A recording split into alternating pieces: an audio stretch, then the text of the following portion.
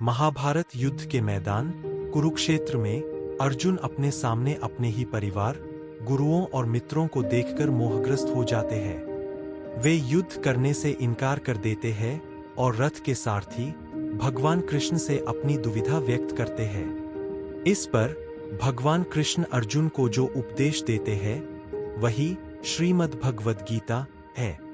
यह उपदेश केवल अर्जुन के लिए नहीं बल्कि संपूर्ण मानव जाति के लिए एक शाश्वत मार्गदर्शक है।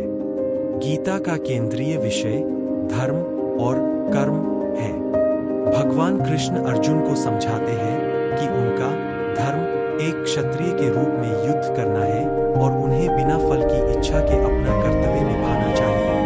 यही कर्मयोग है। कृष्ण कहते हैं कि आत्मा अमर है और शरीर केवल एक वस्त्र है जिसे आत्मा धारण करती है।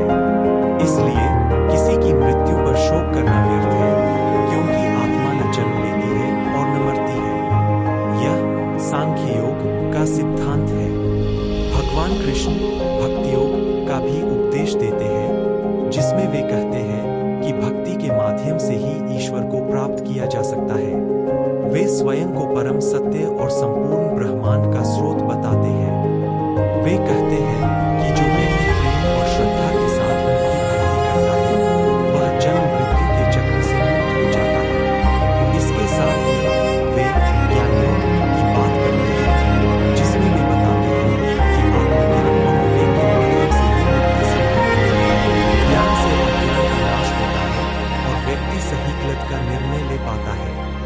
गीता में राजयोग का भी वर्णन है, जो मन और इंद्रियों को नियंत्रित करने का मार्ग दिखाता है।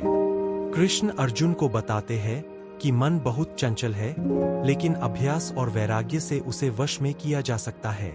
वे योग के विभिन्न प्रकारों का समन्वय करते हुए एक संतुलित जीवन जीने का तरीका बताते हैं। वे कहते हैं कि व्यक्ति को न तो अत्यधिक सुख में डूबना चाहिए और न ही अत्यधिक दुख से विचलित होना चाहिए।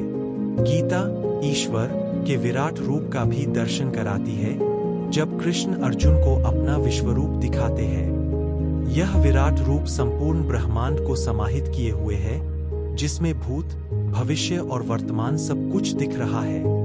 यह दर्शन अर्जुन को यह विश्वास दिलाता है कि कृष्ण स्वयं भगवान है और उनकी आज्ञा का पालन करना ही एकमात्र मार्ग है।